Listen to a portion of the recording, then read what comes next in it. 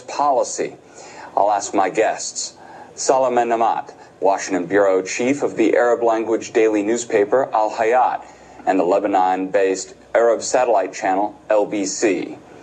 Dr. Joseph Gebaily, president of the Lebanese Information Center and the American Lebanese Coalition. David Shanker, a senior fellow in Arab politics at the Washington Institute for Near East Policy.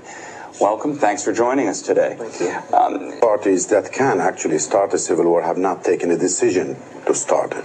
However, as we know in these situations, when tensions are so high and the stakes are so big, things can deteriorate into civil war, whether or not the leaders themselves urge their followers to attack. So in other words, the situation is very fragile and very, very tense to the point where things can even go out of the hands of the leaders who supposedly control their own followers as it stands today. Joseph Gebaily, your sense on the situation?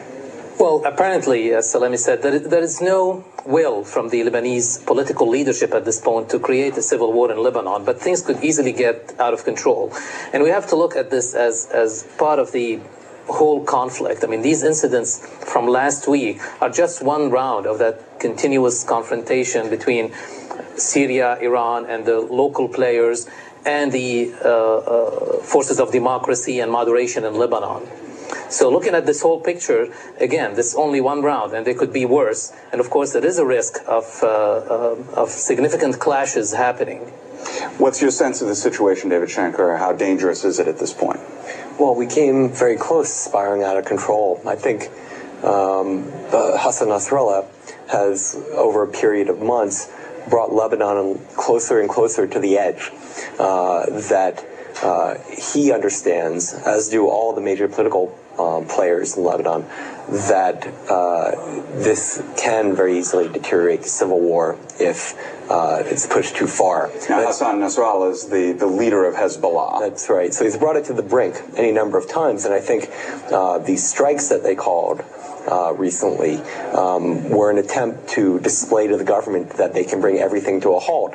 And when nobody showed up for their strike, essentially they forced a strike on the country. They closed the airport. This hasn't happened since the Israelis closed it. This is a remarkable development that they'd even be willing to do that and risk their popularity in the Arab world. So they're pushing and pushing. They want to topple the government, but they don't want civil war, and I think it's going to be very difficult for them to do it without bringing the country to civil war. Salam Namat, Hezbollah want to topple the government in Lebanon? Well, we need to also ask a question whether Hezbollah, which is backed by Iran, is acting on its own, or whether it is basically following orders from the Iranians. And the bigger question is, in view of the bigger confrontation taking place between Iran and Hezbollah terrorist organizations, in some cases Al-Qaeda organization, whether their confrontation with the pro-democracy forces and the pro-American forces in the region serves the purpose to start a war in Lebanon. I think that it is not in Iran's interest. However, as I said, the situation is so tense that another political assassination of a Lebanese leader could trigger a total breakdown. Al-Qaeda is certainly one side that would like to see chaos in Lebanon, because Al-Qaeda can function at best when in a chaotic situation such as in Iraq or in Afghanistan. And the Syrians are also questionable in terms of where they stand on this. They would like to see the Lebanon punished because the Lebanese ousted their forces out of Lebanon. So I think that we really need to look at Tehran a lot to understand whether they're going to push Hezbollah to escalate further or try to reach a deal in making the Saudi-Iranian mediation work in terms of easing the situation. We hear a lot about Iran and Syria with regard to Hezbollah. Who does Hezbollah answer to? That's a good question, and there's a lot of theories about that. How much Hezbollah is truly Lebanese, how much Syria has any control, and how much Iran is really the major decision player. Now, if you look at the facts, of course, most of the financing of Hezbollah and most of the military support comes from Iran. That's a fact. And without Iran, Hezbollah cannot sustain itself. Now, Syria is the conduit for all this help, so Syria is also needed. But the major decision maker in Hezbollah's action would be Iran. And David Shanker, do Iran and Syria have the same interest? Do they want the same thing out of Hezbollah, or is there some conflict there? Well, I don't think there's a whole lot of space between the two, but there are, if you look at Hezbollah, Syria, and Iran, some minor differences of interest. For Hezbollah, it is increased political power in Lebanon. I think purely and simply they want to maintain their weapons and they want to have more cabinet seats, if not a blocking third of the parliament. For Iran, it would like Hezbollah to have more power in Lebanon. It also does not want to see its Syrian ally damaged.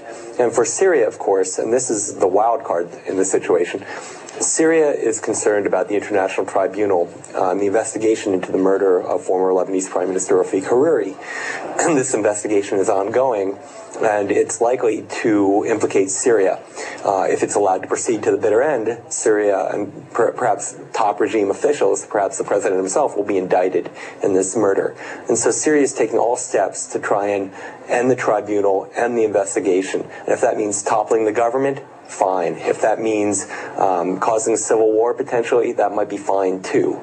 So there's some space, but it's very small between all the parties. Solomon, what's in Lebanon in the context of the broader region? What I would like also to add, Eric, is that if we look at how things were heading with the implementation of United Nations Security Council Resolution 1701, which basically put international forces in southern Lebanon and removed Hezbollah's authority over that area, control over that area. The International Tribunal, which was going forward towards possibly indicting Syrian figures, and the presidential elections in Lebanon, that post, which is still held by a pro-Syrian president, Emir Lahoud. Things were heading towards a defeat for the pro-Syrians, pro-Iranian forces in Lebanon. And that's why I think we saw, and we are going to see, more violent reactions from the pro-Syrian Iranian forces in Lebanon to stop all these steps from going forward. As far as the regional dimension, of course there is. I mean, the Hezbollah-Israeli confrontation is a part of it. And as I said before, now the south is being stabilized, so that's a major issue. The Syrian cards in Lebanon are lost now. The Lebanese card was very important for Syria in negotiations in the regions, and now Syria has no control over Lebanon. And all these factors are important in what we are seeing now, what we are going to see in the future. David Shanker, your sense on you're seeing really, in a sense, a proxy war. You're seeing the United States and the Europeans looking after what is probably the most moderate pro-Western Middle Eastern government, aside from Israel and maybe Jordan. This is the government of the March 14th forces and Prime Minister Sonora against a really militant vision of Lebanon, which is Hezbollah and General Aoun, backed by Iran and Syria.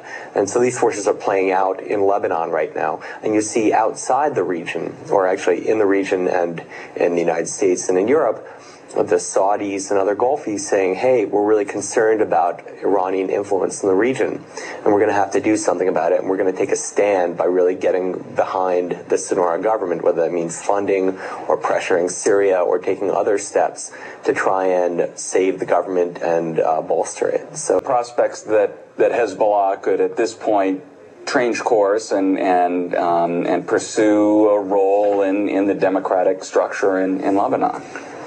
Very interesting question. Very few at this point. I mean, the power that Hezbollah has now, controlling areas of the country, a state within a state, the power of carrying weapons, the only non-state group in Lebanon carrying weapons, and the power that it has to implement also Iranian and Syrian policies in Lebanon will all vanish if the weapons are taken from Hezbollah.